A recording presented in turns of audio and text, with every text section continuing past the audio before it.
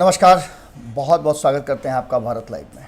Bharat live आप लगातार देख रहे हैं और बिहार के चुनावी समर की हर छोटी बड़ी खबरें हम आप तक पहुंचा रहे हैं, चाहे लाइव के माध्यम से हो या फिर विश्लेषण के माध्यम से हो।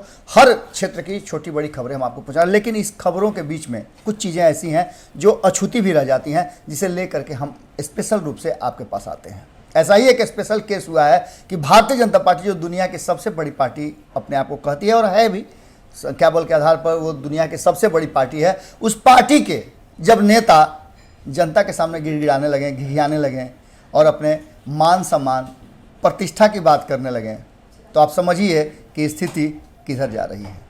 15 साल शासन के हो चुके हैं बिहार में।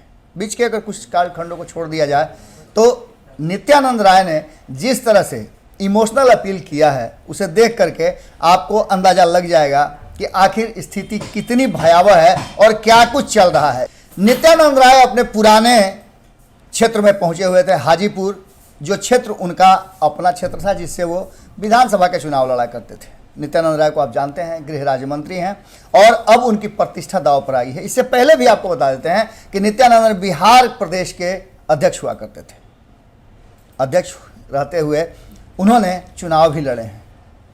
अब स्थिति ये है कि नित्यानंद राय के लिए हाजीपुर का सीट बड़ा टसन देने लगा है। इस सीट पर आरजेडी के उम्मीदवार देव कुमार चौरसिया हैं और देव कुमार चौरसिया कड़ी टक्कर दे रहे हैं।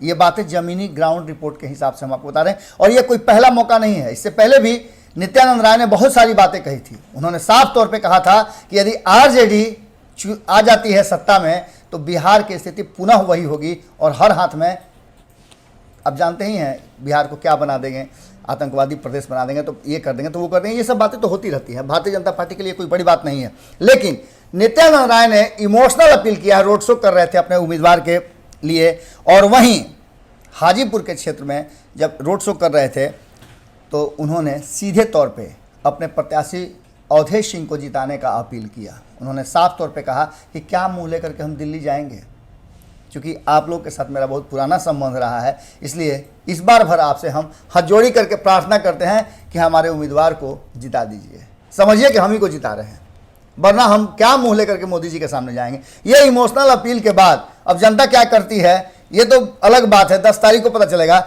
लेकिन एक बात तो तय है कि कहीं ना कहीं जिस तरह का टक्कर चल रहा है और जिस तरह से स्थितियाँ और धीरे धीरे जो सत्ता में बैठे दल हैं, चाहे वो जदयू हो, भाजपा हो या उनके साथ अब नए में जुड़ गए वीआईपी हों या फिर हिंदुस्तानी अवाम पार्टी, सभी को अब सताने लगा है टक्कर का डर। और टक्कर इतना बड़ा है कि आप उसका अंदाज़ा नहीं कर सकते हैं। जब इतने बड़े नेता जो देश के गृह राज्य मंत्री हैं, अमित शाह के बहुत करीब रहते हैं, उनके द्वारा ऐसी अपील, आप समझ ही सकते हैं क्या होता है। जब चुनाव आता है तो नेता बहुत कुछ बन जाते हैं, आपके बेटा बन जाते हैं, आपके परिवार के सदस्य बन जाते हैं, आपके सेवक बन जाते हैं, आपके चौकीदार बन जाते हैं।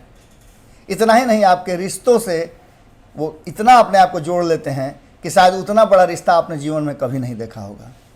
नित्यानंद राय के इस इमोशनल अपील का हाजीपुर की जनता क्या परिणाम देती है ये तो बाद में पता चलेगा। लेकिन एक बात तो तय है कि कांटे की टक्कर है भैया, और इस कांटे की टक्कर में क्या कुछ होगा आप भी देखते रहिए, हम तो आपको दिखा ही रहे हैं। नमस्कार। बढ़ाएं अपना कदम सक्सेस की ओर शिखर करियर इंस्टीट्यूट के साथ। शिखर करियर इंस्टीट्यूट पूर्वी भारत में एकमात्र कोचिंग संस्थान जो एक्सक्लूसिवली है मेडिकल एंट्रेंस एग्जाम के लिए।